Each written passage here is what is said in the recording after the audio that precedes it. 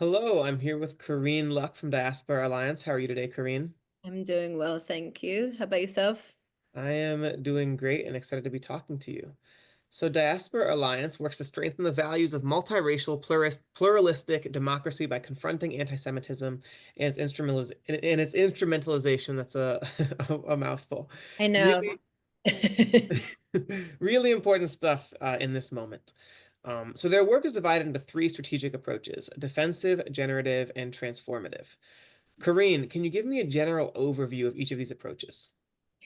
Yes, absolutely. I'll say that, these are sort of frameworks and we sort of use these frameworks to guide us, right? They're approaches. And so I should just name that a lot of this is informed by many people's work, but including Buddhist Peace Fellowship, Block Build B. You've heard a lot of Block and Build probably out right now in movement land.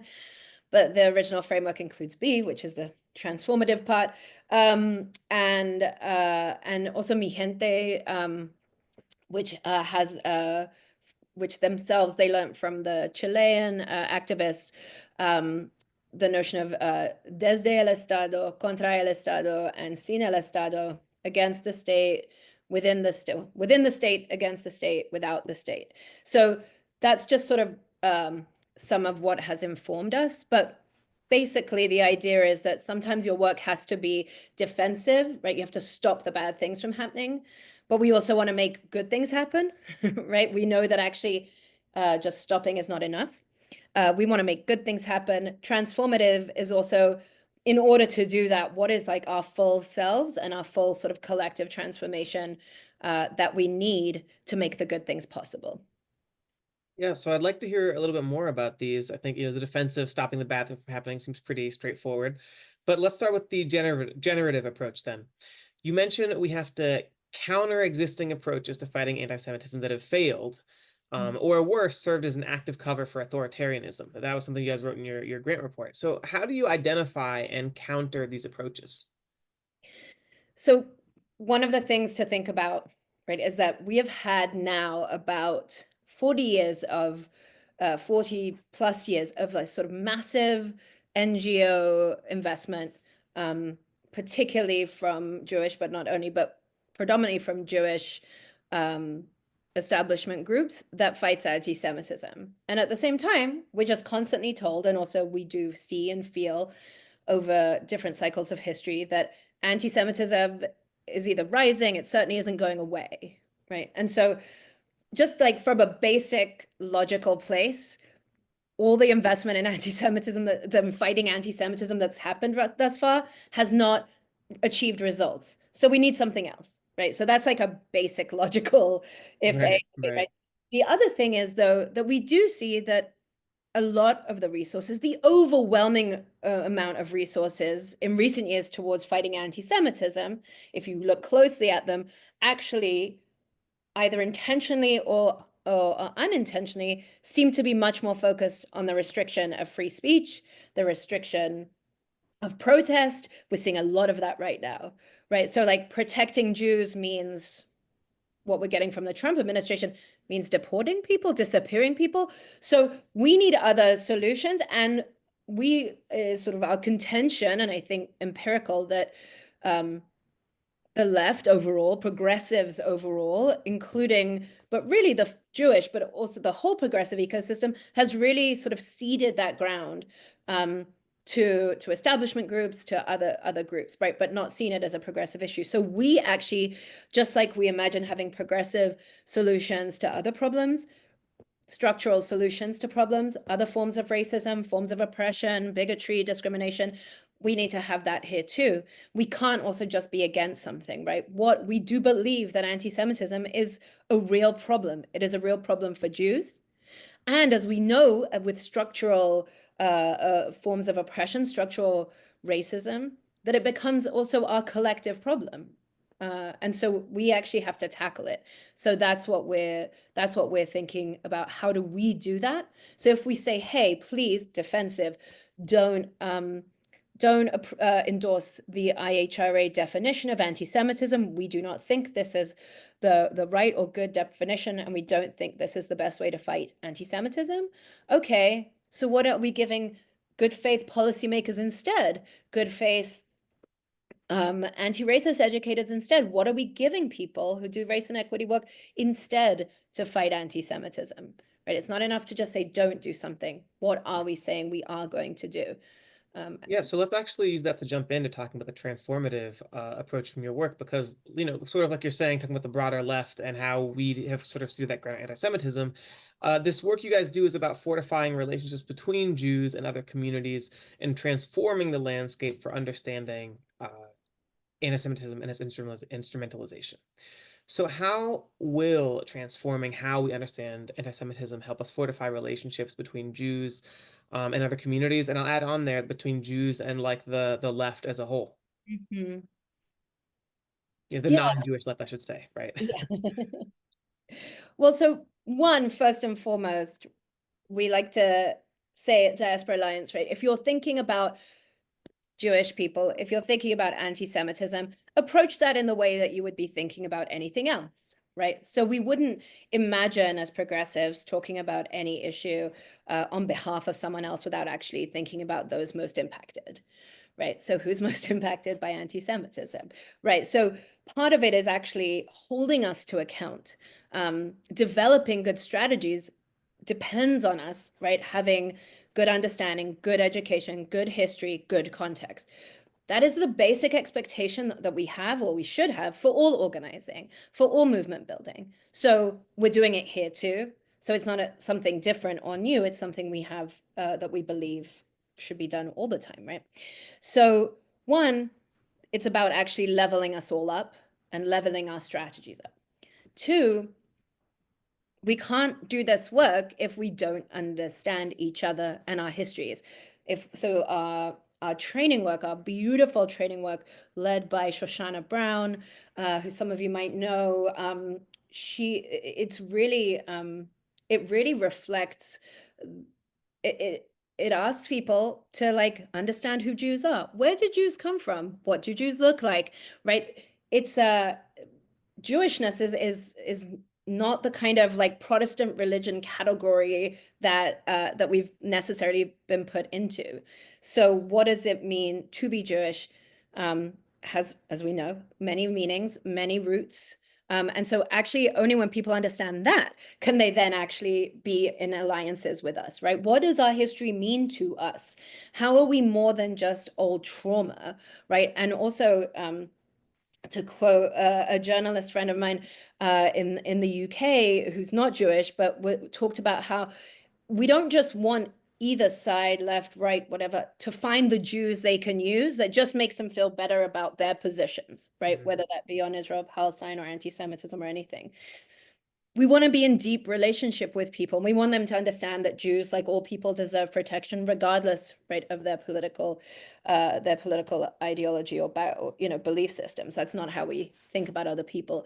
So all of this, right, makes us it's insufficient, right? Like it's not like dialogue makes us understand each other, and therefore we have the world we want, right? Right, Power right. is power is power. So we're thinking about power. But if we want to have the kind of big like we want to claim the center, sort of the center as a pole, not as an ideology, and build and imagine that we can do that, then we need to be able to actually understand how anti-Semitism works, but also who Jews are, and kind of right bring that into our sort of values, principles driven work. And the transformation then comes from right seeing each other, understanding each other. Mm. I promise that our strategies and our work is always so much better from that place, right? You can always lower Right, the temperature, less fracture. We can actually move together. Doesn't mean we have to agree all the time, but now we're coming from a place of shared understanding. right, right. That makes a lot of sense. Thinking of some personal experiences that could definitely have used some of that training. And there's Um, only so many of us, right? Like there's actually right, what, 15 million Jews in the whole world. In the right, United States, we're very concentrated, right? So Jews who live either, outside of Jewish neighborhoods or outside of Jewish cities, or certainly out, outside of the right. coast, can find themselves like incredibly isolated. But also, why would people know about Jews, right? Like if you've Right, never met right, right. that, Yeah, right? Like totally. why, right? You might know Seinfeld, or you might have like been done in Holocaust education. So you've got like dead Jews, New York Jews, if I'm being really crass. So, but what about living Jews? What about breathing living Jews? And this is really true in smaller diaspora around the world also, where we have to remember tiny populations of Jews in societies where the vast majority of people are not Jewish and may have never known that they've met a Jewish person. Right, right. Absolutely. So I want to jump back to talking about that training that you mentioned a little while ago. You Mhm. talked about your colleague Shoshana, and that's one of the big things you all wrote about in your proposal last year, working to build up an anti-Semitism and anti-Muslim and anti-Palestinian racism integrated training. Yep. Um, Beyond just that it is that, tell Yeah. us what makes this program special. I think that there's a lot of we're very used to, and I'm of course talking about movement spaces and progressive spaces because these are my people, right? So in these spaces, we're used to saying slogans, we're used to giving talking points, the nice tweet, but sometimes we're so used to doing that, we stop to actually like sort of do the work. So there's lots of people that will say anti-Semitism and Islamophobia, they're both problems, right? And they're related. Mm, I would guess that 9 times out of 10, the people that are saying that in deeply good faith couldn't tell you why, mm, couldn't draw out both the history of that and how they manifest today, couldn't think of right. that from like a global and geopolitical context, and couldn't think about then what that means about what our communities can learn from each other and sort of owe each other or could offer each other. And Mm, so what I love about and I've done almost no work at all on this collaboration. It is just the most beautiful. It's with a group called Malika. It's a beautiful, beautiful project. And it's not about saying simple things and just hoping that, we can just be like, oh, we all got along. It's about really challenging each other. Where do these different, distinct and related forms of oppression and racism come together? And also, anti-Palestinian racism and Islamophobia or anti-Muslim racism, not the same thing, right? There's a lot of generalizing and flattening and putting things into categories. So one, the exchanges between the trainers and the curriculum writers. Then the opportunity is to bring that to others and demonstrate it.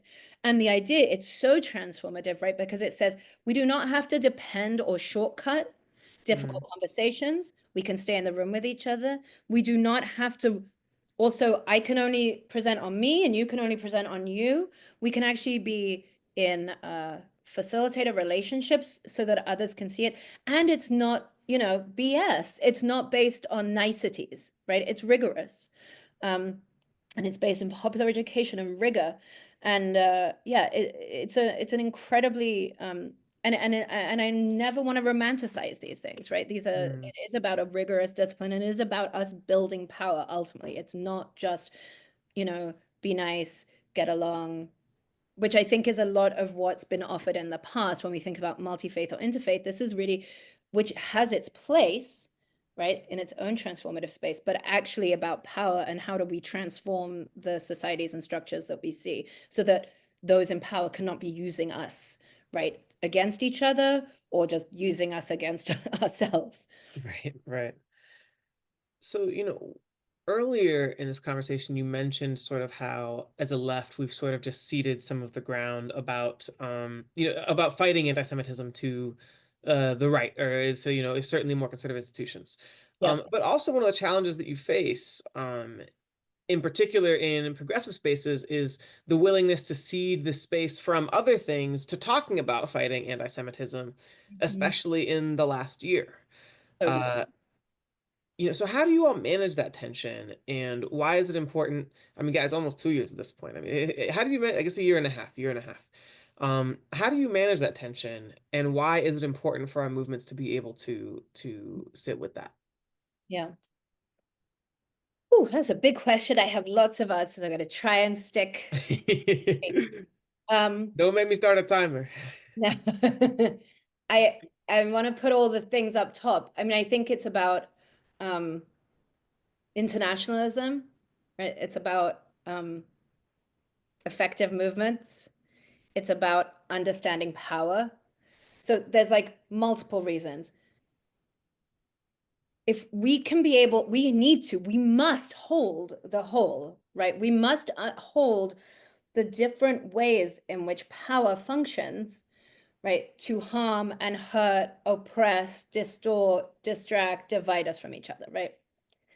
So to understand power is to understand militarism, is to understand violence, is to understand war, is to understand all, right? So if we're sort of not naming, but what like Israel's violence, massive destruction of Gaza, right? Like, but actually so many of the systems and structures that allow that kind of militarism in place include, whether anti-Semitism specifically or not, structures of oppression that we have to understand. We also understand that one of the ways that what is happening in Gaza, right, the sort of genocidal war has been allowed to continue. One of the tools to sort of try and allow it has been the weaponization of anti-Semitism. Now, you Mhm. want to fight that, you have to understand anti-Semitism. Right, And right, then, of course, anti-Semitism matters on a whole range of our issues, right? And so, and it again, it's the sort of it's the fabric. It's part of the architecture of the right-wing authoritarian playbook around the world, right? So, if we want to be fighting any of this sort of authoritarianism, we need to understand anti-Semitism, and our strategies need to be built around fighting it as part of fighting the architecture and the substance of a far right authoritarian, what I call the global authoritarian axis. Just to give an example, right? Like mm, if to think about how to fight, like we have the world is in the biggest global displacement, global migration that it's been in history, right? Well, certainly right, modern history. Um, and we know what the consequences are of that, right? Which are both people being left to die and dying in awful circumstances, or all so many of our countries and regimes using an anti-migrant sentiment to to win, right? And to try and actually right, punish. We see this right. massive deportations. And then we're not just talking about European countries, we're talking about this around the world. And Mm, so to understand that kind of the ethno-nationalism and the supremacy behind that, you have to understand in the European context and elsewhere, one, anti-Semitism, because sometimes Jews are being blamed, right? The Jews, we saw this, I mean, right, animating Tree of Life, the shooting in Walmart, right, right, right, and also the fact that the weaponized anti-Semitism is also used as an excuse for it, right? We're right, deporting because of to protect Jews. Also, Jews are the ones that are trying to replace us. right, right, You got to understand it all. You can't fight it if you don't understand it. So right. it doesn't take away from fighting war, stopping violence. It only enhances our movements, actually. Yeah, it was good that you said stopping violence isn't addendum to fighting war because that it seemed like fighting war. Yes. Anyway, Opposing war, stopping yes, there war. we go. Yeah, stopping war. Exactly. Good addendum. So last year you were beginning to pilot this program at a few colleges. Obviously sounds very important, like you're talking about how we need to understand things. Where have you brought it in the last year? And can you tell us a story from the implementation that sort of illustrates the impact of Diaspora Alliance's work? Yes, I mean, I will just say our trainings have actually have expanded sort of far and beyond, and I would say that in some ways, given what's going on in colleges, unfortunately, that's not. I mean, there were a lot of requests, but that hasn't felt like, the sort of Right, right, core content site right now that makes sense. I mean, campus. The reason that there was such a high demand, I think, is because of what was going on. But actually, there is a bit of like sort of lowering the temperature for us to be doing these trainings, sort of right. places where people can receive them, although very interested and open to these things. But um, I feel like the training spaces where we have done these sorts of trainings, say with like human rights organizations, um, something that's incredibly beautiful is that our facilitators first offer the opportunity to Jewish or Muslim or Palestinian staff to first have their own conversations with Jewish or Arab Muslim facilitators.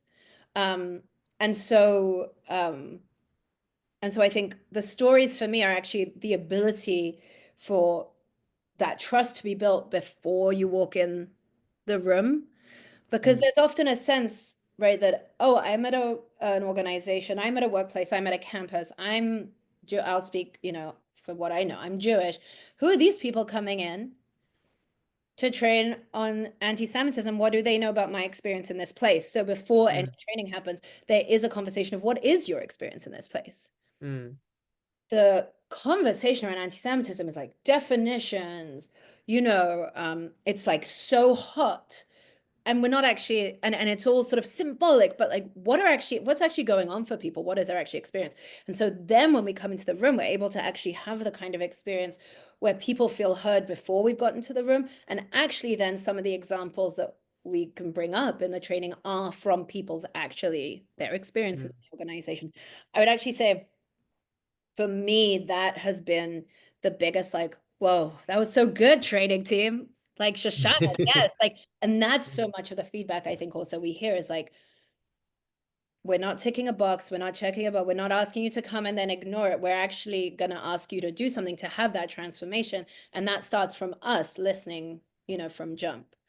Mm, Yeah, I think that's been one of the most extraordinary things. I would just say the other thing is just that is the sort of also engagement between our trainings in Europe and the trainings in the United States, and sort of also what the learning that's happening there, about again the particulars to each place and the universals and what that means. So we did a training in Finland for a Jewish group there with one of our European and one of our American facilitators. And actually watching like that, right, and actually having that experience, and in particular bringing our work and our training to smaller diasporas that don't have any of this. mm, We're so blessed in the United States. We have so much like relatively still so much progressive Jewish mm, infrastructure to mm, anywhere else in the world. So I mm, think that is the other place of real transformation, is bringing it and realizing how few resources Jewish communities around the world have. mm. So as a final question, when this interview is released, it's going to be the middle of Passover, a couple weeks from Mhm. now. A story that really aligns with the theme of liberation. And Pharaoh certainly noted anti-Semite. Is there anything that you all at Diaspora Alliance would ask us to take with us going into this holiday? Mhm. Yeah. I mean, I think if I think about, I think it's we talk a lot about freedom from fear. And so if I'm thinking about liberation, I'm thinking about, what is the work of liberating ourselves? Mm, And the not that that means that the fear, the thing to be afraid of has gone, right? That's that thing, right? The Pharaoh in your heart, the Pharaoh in the but yeah. actually it's how we respond to it, right? It's like that it doesn't govern us, right? It Mm, doesn't drive mm, us, it doesn't make us vulnerable to mm, be used by those in power. mm, Right? Like so I think so much for us and for me in thinking about Passover is what does it mean to every day be thinking about how we free ourselves and each other from the kind of fear that does not move us but shrinks us and keeps us mm. frozen. And then what are the courageous acts, like, who is the Miriam among us, right? What does it mean? Right, right, right. Which doesn't, the courageous acts that don't have to be like, loud and in the streets, right? It can be rescuing the baby. It can, right? It's Mm, these things that look, I mean, I have to say, look for all the women in the Passover story, mm, and see these quiet acts of courage, and ask ourselves, when we think about anti-Semitism, how can we operate from a place of courage and not from a place of the kind of fear that stops us, from leaning into alliances and leaning into the work that might be really hard to do. mm. Beautiful and powerful stuff. Appreciate you sharing. Thank you. So, if someone is listening to this and also appreciates you sharing and is interested in creative ways to fight anti-Semitism and wants to know more about your work, where can they find you all? They can find us at diasporaalliance.co.co. Okay. I know That, you that is not diasporaalliance.co, and then sign up for our newsletter. We are a low level email list. But that's the best way to keep getting our materials. Awesome. Go check them out, everyone. Thank you so much, Carinne. Thank you, Jordan.